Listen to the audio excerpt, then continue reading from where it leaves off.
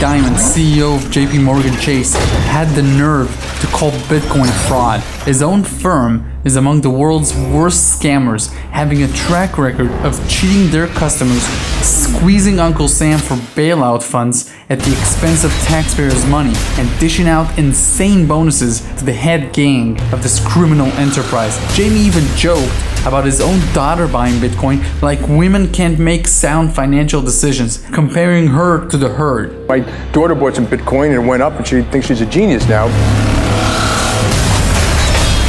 On top of that, this hypocrite compared Bitcoin to the tulip mania, while his own bank orchestrated the worst tulip mania in recent memory through subprime lending. And he had the audacity to threaten to fire any trader who buys Bitcoin, but he has no problem promoting and hiring individuals with zero integrity who are willing to manipulate the price of silver and gold all day long. This is from a man who leads an organization that is a seed investor in Ethereum and has high-ranking representatives in all major blockchain conferences. Blockchain technology is disrupting the financial services industry, and Jamie knows it and dreads it. Nasdaq is running test trials using it. Australia, Japan, and Germany are all prototyping blockchain services for their stock exchanges. TMX in Canada is already using blockchain for oil and gas contract trading. The blockchain is a single source of truth because it can't be tampered with and validates itself in real time. Up until now, there was no way to gain exposure to both the blockchain investment potential and cryptocurrencies using one specific investment strategy. Now, not only can you get leverage to cryptocurrencies, but on top of that, investors can get access to the best opportunities in blockchain by owning one publicly traded company that is about to become, as I see it, the world's first global blockchain dominator. Go to wealthresearchgroup.com/must for a complete overview of this newly listed business.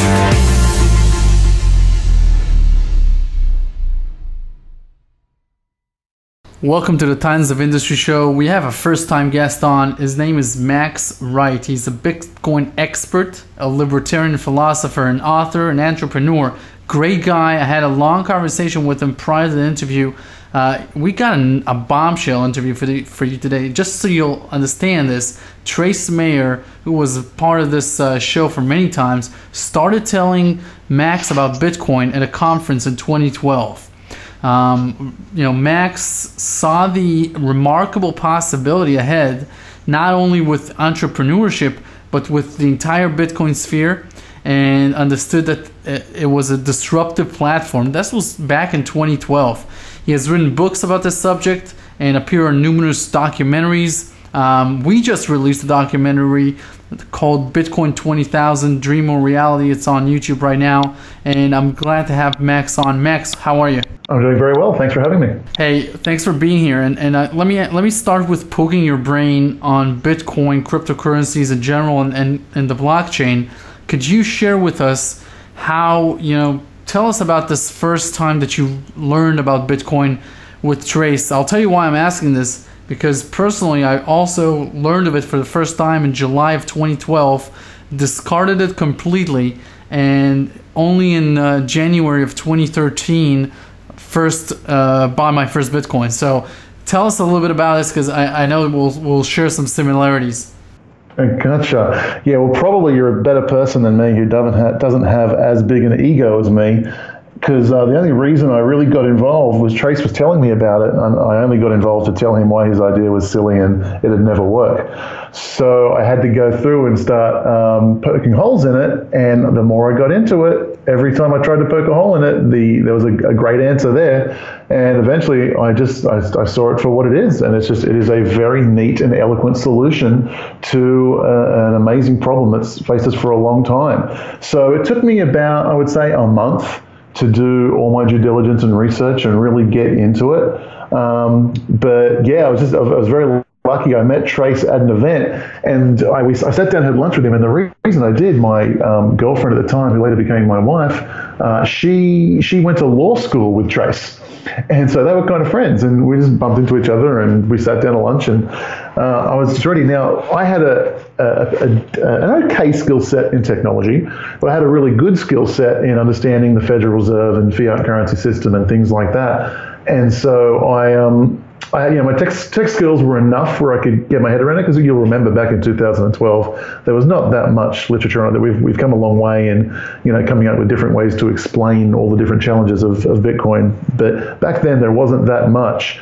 And so, because of those skill sets, I was able to understand exactly what it is. And it got me very, very excited. So I got involved in 2012. I have a membership program I've run for a few years. And so I explained to my paid subscribers in January of 2013, about the time you got involved, about why they really want to get involved when Bitcoin was just $11. And yeah, man, the rest is history. It's been a great ride ever since. Yeah, obviously, this is a very unique story, but a lot of people back in 2012 heard this on a one-to-one basis or at a very pioneer conference. So that's very interesting. Now, I want you to kind of explain to people what cryptocurrency or what Bitcoin means to you in general. What is it? Wow, that's a good question. For me, I mean, in order to explain the value and significance of Bitcoin, I think I first need to explain my model of the world. And I think there's a couple of systems, I'll just call them systems at a very high level, that kind of hold back humanity. I think the mainstream media would be one of them. I think government-run education system would be another. And I think the banking system would probably be the other one. Those three pillars right there are, I think, the greatest hindrances to the prosperity of man. And we see, attacks on all of those fronts. We see the internet and, YouTube channels and bloggers doing a great job at, diminishing the power of disinformation coming through the mainstream media. That's a front that we're winning on very, very nicely. Sadly, in the world of education, we are not making much of a dent at all. And that's one that we're losing on quite badly at the moment. But then this third tier, the banking system, that is one where we have been given a tremendous tool. This is Excalibur in my mind, and it's a phenomenal tool to take away power from the global elite and the people who are profiting generously from the banking system at our expense. I'm a capitalist. I certainly do not mind people profiting when they add value, but I feel like for reasons that if you want me to get into, I can, but we're going to go deep and far. But the global banking system holds us back a lot. And so to take power away from them, and rather than adding value to us, I should say they're exploiting us. And so we have a tool here where we can take back power from the banking system, and it's just a far better system that will lead to much greater prosperity as it's rolled out, throughout the rest of humanity, which I think will take place over the next decade or two. Now, let's think about the responsibility of owning part of your wealth in these wallets. These decentralized systems are obviously more appealing to citizens of countries where fiat currencies are issued by shaky, flaky, corrupt institutions, like you said, institutions that hold humanity back. There we might see a mass adoption much sooner. Do you concur? Do you think this is something that will be developed and adopted in the Western world as fast as in bad economies? How do you see this playing out in the next 5 to 10 years? Yeah, it's an interesting question. There are a lot of vectors sort of pushing cryptocurrencies in different locations. And certainly in the first world, our banking solutions and finance solutions, our credit card solutions, our money payment and remittance services are a lot better than in the second and third world. So yes, that is the vector pushing the third world is stronger with regards to that specific vector. But there's also other vectors that are involved. So, for example, in some of these countries, let's just take Venezuela, for example. I mean, they're so busy, occupied right now, trying to get rid of the scourge of socialism, trying to eat, trying to house themselves, that they haven't really got the time to go ahead and necessarily build the technology solutions that are going to sit on top of the cryptocurrency protocols. So that's a vector where the first world might have an advantage. So The short answer to that is I'm not sure where this is going to come along. We saw Japan just came out with legislation also is irrelevant to this. We saw Japan just come out and say, that they want to be they're going to start producing favorable laws for cryptocurrency, and they want to be a hub where they're going to be like to have the biggest and best cryptocurrency exchanges in the world, and that's what they want to be known for. So that's going to be that's a vector that is going to be hugely beneficial for the Japanese economy and the Japanese citizens to go ahead and build on top of that infrastructure and do that. So you have all these different things, and I've just talked about 2 or 3 different vectors here, but there are hundreds of vectors, and so I'm curious to see how it plays out. But what I think is universally obvious, at least from my perspective, is that no matter where you are and no matter what country you're in, these cryptocurrencies are a superior solution to the existing legacy banking systems. Understood. Now, talk to us a little bit about the responsibility of owning wealth inside of these wallets. That there's no recourse, there's no customer support, you can't call anyone, you lost your password, it's gone, you're being hacked, it's gone, you leave your computer in a hotel room open. The maid can take the anything can happen, and there is no parachute. Talk to us a little bit about the responsibility that people will have to educate themselves in terms of money from now on. Right, and it is a huge shift, and I'll start this with a little personal story, because I was a victim of a Bitcoin heist.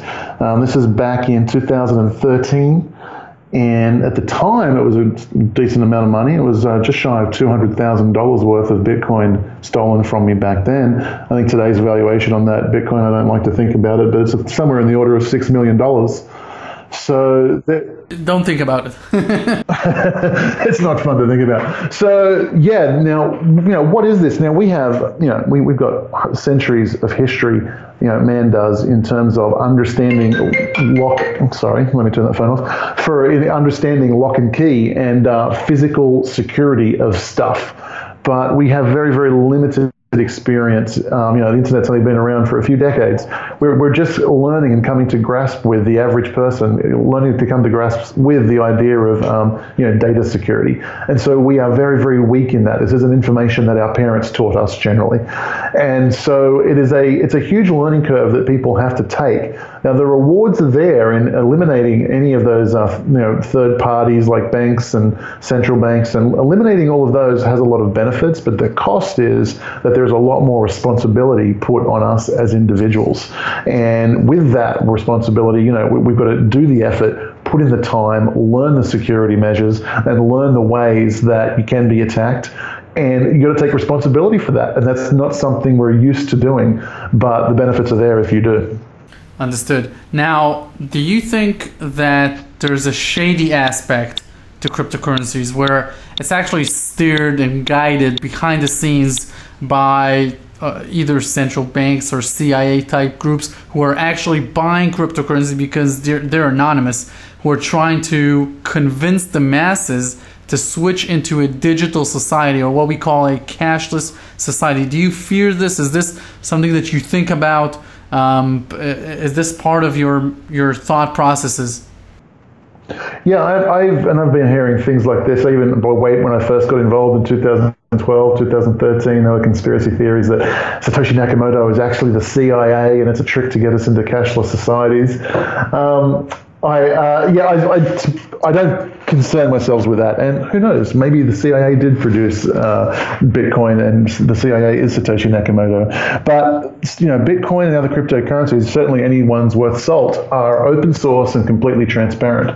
And so even if they did it, it was the biggest blunder and miscalculation on their part, I think, ever in the history of the world, because what is being built by entrepreneurs and people out there and people working off the Bitcoin and other cryptocurrency protocols are the tools and systems to give back power to the people and away from the banks.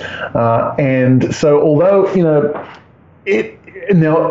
It's like anything. It's like people say, well, what do you think of like the United Nations? I was like, well, it's built on the model of collectivism, and so no, I'm not a fan of it. But what do I think about the concept of the United Nations if it was built on the model of libertarian values? And it's like, well, now I feel a lot better about it. There's nothing wrong with a worldwide currency or a cashless society or any of these things, so long as they're built on the principles of sound money, personal liberty, personal rights. But when you have oligarchs in the background wanting to create cashless societies and one world currencies based on the models of non-sound banking, based on the models of removing rights from citizens, then I have a problem with it.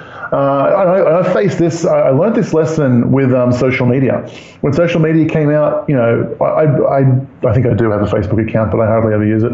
But with all these kinds of things, I never got involved in social media, and I told myself this is like a stepping stone to Big Brother spying, and certainly there is that aspect to it. But by the same token, I've missed out on a lot of other things, like the social aspect of it, and connecting with friends, and connecting with people when I go to a different city. Oh wow, I happen to be in this city. Wow, you happen to be in this city. I don't know that because I'm not on whatever the social media platforms. So as these things come out, they can be used for good and they can be used for bad. And a blanket, one world currency is a bad idea. Yeah, as proposed by the United Nations, it is. Cashless society, as proposed by the IRS, yeah, that's a bad idea. The cashless society in and of itself is not a bad idea. And so the nuance of this, I've become more aware of this as I've gotten older. These nuances are critically important. And if things are built properly from the ground up, where there is no authoritarian at the top who can confiscate your money, lock you out of your money, or do those kinds of things, then I think those things are actually very empowering. And I think a one world currency would be extremely advantageous if done properly, like we potentially are seeing in the world of cryptocurrency. Now, are we living through a real paradigm shift in the role, the value, and the mission of currency and money? Is this the early innings of the end of government currency as a whole, government-issued currency, and the beginning of private currencies that are going to float out there? Because if the future is what I think it will be, currencies will have values because of the corporations behind them. I can see a day where Walmart issues cryptocurrencies because it's easy to trade. In America, at least, everyone or most of the population would love to trade things in Walmart money because everyone uses Walmart, or Coca-Cola money, etc. Are we moving into private currencies or private and local currencies instead of one uncompetitive currency issued by a government managed or mismanaged by a group or a think tank that have missed out on the greatest bubble of 2008, for example? And why should we even trust that these people will get the next bubble right? Yeah, so I think we're right. You're right in a sense that we are returning to privately issued money. There's thousands of years of history of privately issued money. This is not a new experiment. We are returning to that on the back of a failed, centrally planned and mandated currency. So let's be clear about this. This is like this is tried and tested. Now, because of the concepts of programmable money, electronic money, and the concepts inside cryptocurrency, what we're seeing is that process can be frictionless. I mean, I can accept Ether and you can pay in Bitcoin, and but neither of us are inconvenienced that we're dealing in different currencies. So as we see the frictionless of electronic money shine, we're going to see a lot of different currencies come about, a lot of privately issued currencies come about, and I have no problem or resistance to that. That is part of the free market.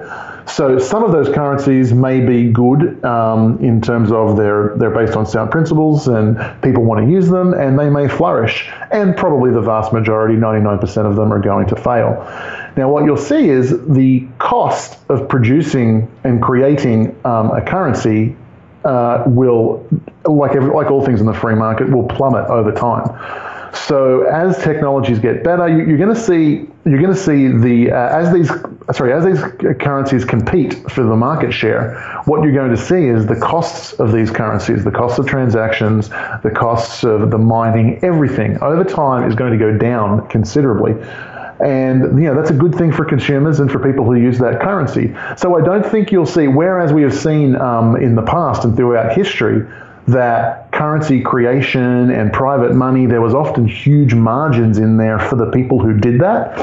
What you're going to see is the margins are just not there. It's going to be so inexpensive and so efficient to offer these currencies to the world that it's not that sexy to be a currency creator. Why would they? Because let's say Walmart creates a currency. People are not going to use it if they build in, a 5% inflation rate where, they get that currency all the time. Because what that means is that currency is experiencing deflation. If the currency supply inflates, then the value of the currency goes down, and people aren't going to want to hold that particular currency. So through the market forces, what you're going to see is that the currencies that become huge and become well adopted worldwide and have a huge number of users, you'll find that the profit from creating those currencies is darn near worthless. It's nothing. It's near zero. It will approach zero as time goes on, because there's always somebody else willing to create another currency very, very simply, very, very easily, and the cost of creating that currency goes down and down and down every single time. So it's a good thing that this currency and money, you have to understand, it is 50% of every single transaction on the planet. It is half of the world economy at all times and forever will be.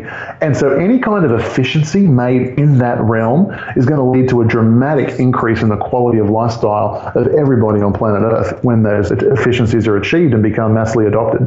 Very nice observation. I want to switch over to blockchain. I mean, this is an exciting time for pioneer investors with blockchain initiatives. Are you excited about this?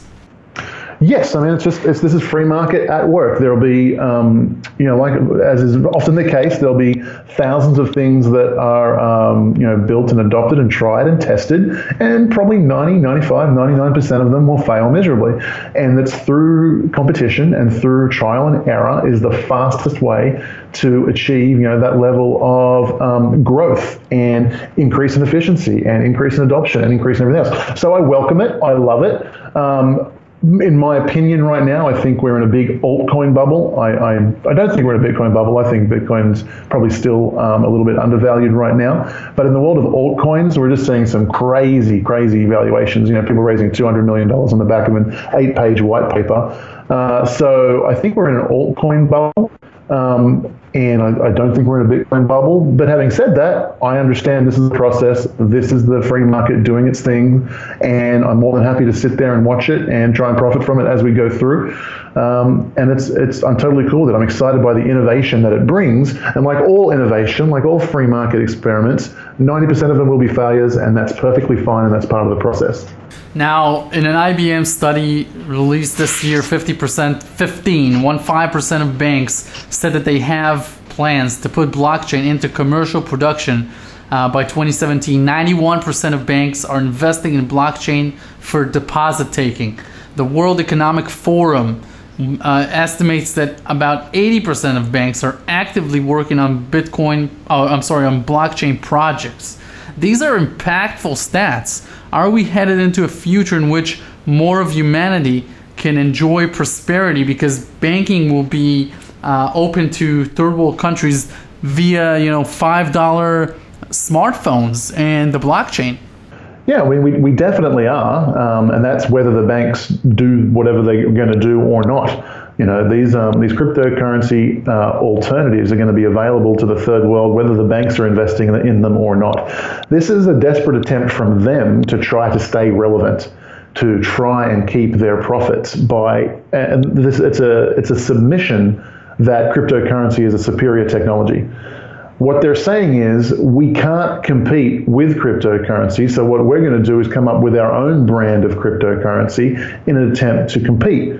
And that's fine, it's good, I welcome the competition, but what they will find is, again, I'm quite convinced that they are going to build large layers of profit in there for themselves, and eventually the alternatives, which don't build in those large layers of profit for themselves, will win and will be superior.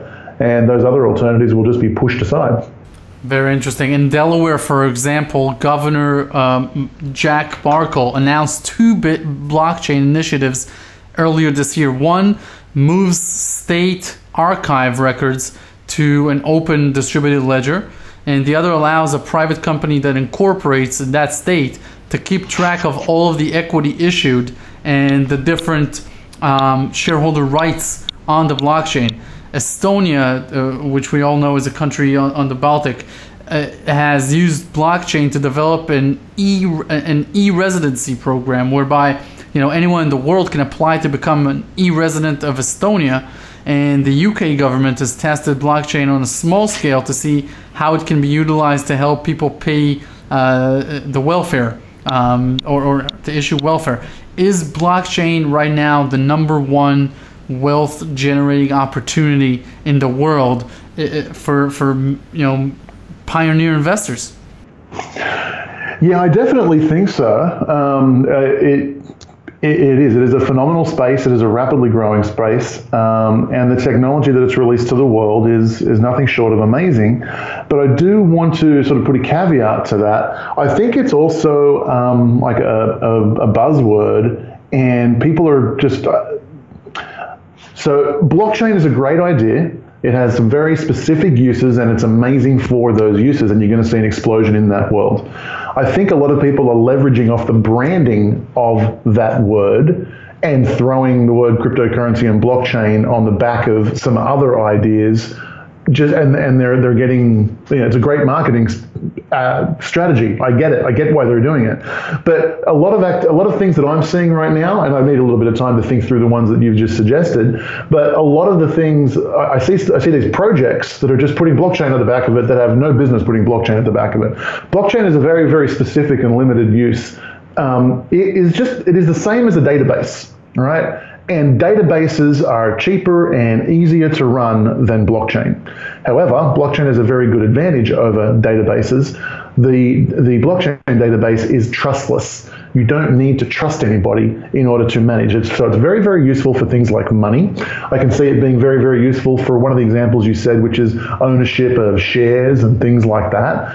And the registering of titles and things like that. That is a really cool thing. So that way, governments and other entities can't confiscate your assets. So some of these things are really, really good, but some of them are unimportant, and we don't need them to be trustless. So there's no benefit to going through the cost and expense of doing them through blockchain. We can just as easily do them on databases where you trust somebody to manage them. So I really encourage people to think about that. When you hear the next latest and greatest ICO, the big question you need to ask yourself is, does it matter that these things are trustless? Is it important that there's no recourse for me if some employee steals my whatever it is? If it's an unimportant widget or piece of data, or the fact that you liked something on Facebook, then you probably don't care. Now, having said that, I'll go back to, and because I want people to ask a second follow-up question, think about where the world is going. Think about the censorship of information on social media and things like that. So now we come back to, we see that, that we know for a fact that Facebook, Twitter, etc. are censoring certain types of political opinion, specifically conservative and libertarian kinds of opinion. So who would have thought that, maybe whether or not you tick like on a social media, actually you do want that, the people who are managing these databases cannot delete your like, and that your like is actually there and recorded, and that the algorithms respect that like. So, there are far-reaching consequences for this, and on first glance, the first question we ask ourselves is, do we care if we have a trusted party managing all our data? And in a lot of situations, we don't care, and there's no benefit to bringing blockchain to that situation. Upon a second retrospect and a further analysis, you think, really dig deep on that. And you know what? If simple things like my like, whether or not I like an article or something on social media, and it is important that is recorded accurately and the algorithm respects my behavior, then maybe there are a lot of things that we can open this up to where it will be very good. Interesting, very interesting. Max, where can people find out more about you? I have a site called successcouncil.com. It's actually, if you go there, I don't update it very often, but what you'd want to do is enter in your email there, and I do some live events. I do some really cool things throughout the year, and you're going to get a lot more information, including my thoughts on Bitcoin and cryptocurrency throughout the year. The other thing you can do is go to youtube.com/successcouncil, or just Google. My handle is kind of Contrarian Dude. So search for Contrarian Dude or Max Wright on YouTube, and you'll find me. Max Wright, thank you very much for doing this. You're very welcome. Thank you for having me.